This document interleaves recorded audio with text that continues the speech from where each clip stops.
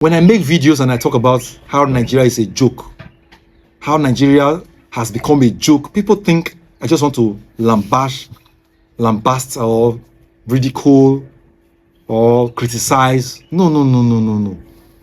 If you and I don't do this, nobody else will do it. It will continue to, the people that are doing all of this, they will continue to perpetuate themselves in these evil things. On the 15th of May, the Oyo school children and teachers were kidnapped. The math teacher they ended the life of that one that very day.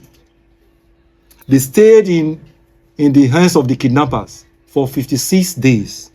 56 days. Just as I said in my earlier videos, they were eventually rescued. Rescued in quotes. But recently, new informations are coming out. How?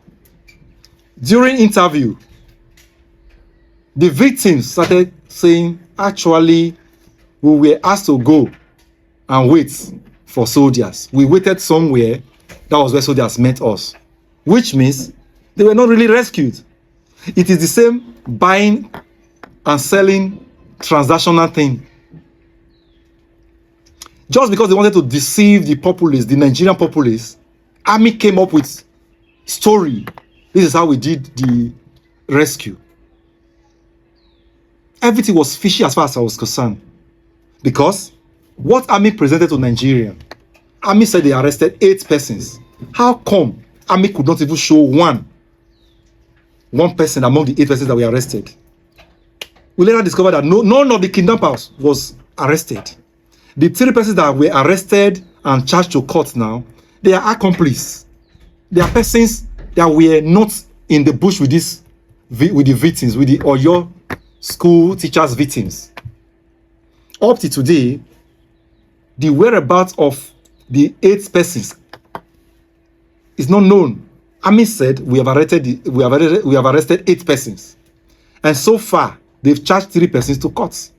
From the charge sheets, it is very plain and clear that these persons that are being charged to court, they were not the direct kidnappers. They were the accomplice.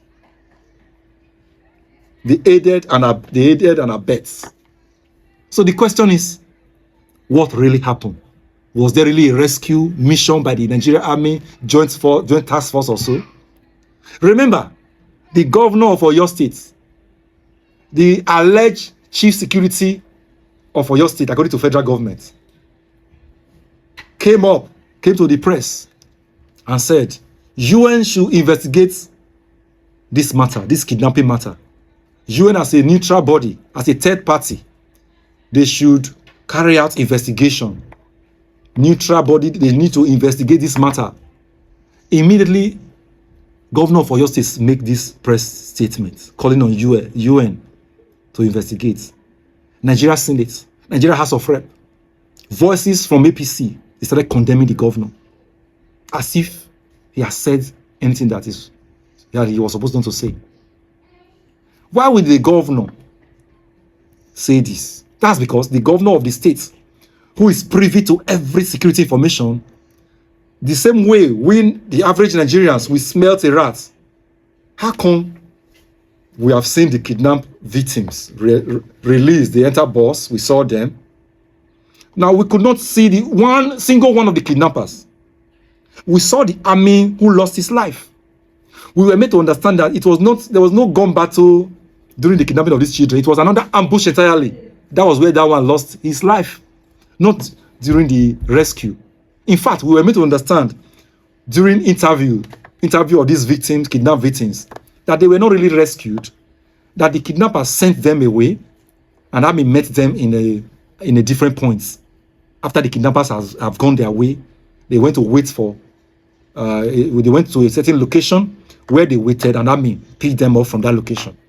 But we look at the picture army painted for Nigerians. They painted it for you as if there was gunfights, there was this, there was that. Even after coming up with all those stories, army could not show us. You know, Nigerian army now, Nigerian military or whether police or DSS. They said 8 persons arrested. They did not show one. But one army personnel that died, they showed him. That lost his life, they showed him. So my point is this. The truth is coming out gradually and gradually. What they wanted to bury with propaganda, I mean coming up with detailed analysis of how they rescued. Gradually now, during interview, the kidnapped victims are sharing their personal experience, that they were not rescued, that the kidnapper sent them to a certain location where Nigeria Army picked them. So where is the truth?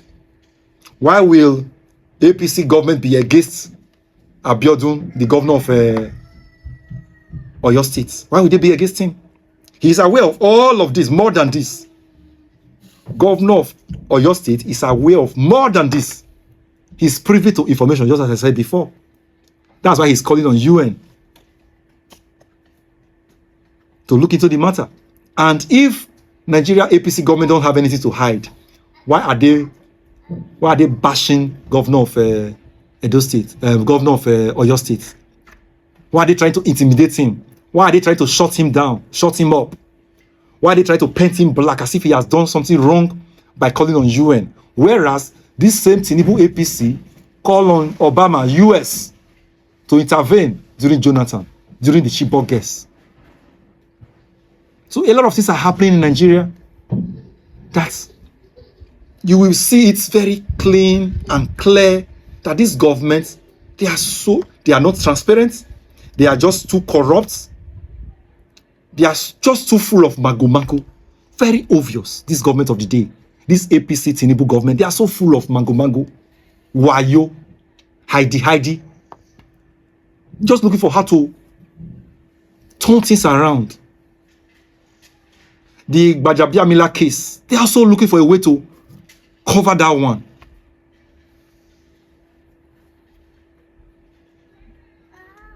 Let's keep watching. Maybe if they don't shut them up, maybe more news will come out on the so-called rescue after 56 days. If there wasn't an inside job in this kidnap matter, how come the same Nigerian army, the same joint force, whatever they call themselves, how come they've not rescued about 40 people that were kidnapped in Borno State during the same period, in the same April? How come they've not effected rescue on those ones? In case you are looking for the answer, they really don't bother about those ones. It's a business. It's a northern business. Northern elites. Kidnapping is a northern elite business. The elites in the north, they are making money from it. So army don't really bother themselves. It is in the north they can afford to kidnap a general, an army retired general, and they will kill him. It is in the north they can hijack army general, they will kill him, nothing will happen. Unalive him, nothing will happen.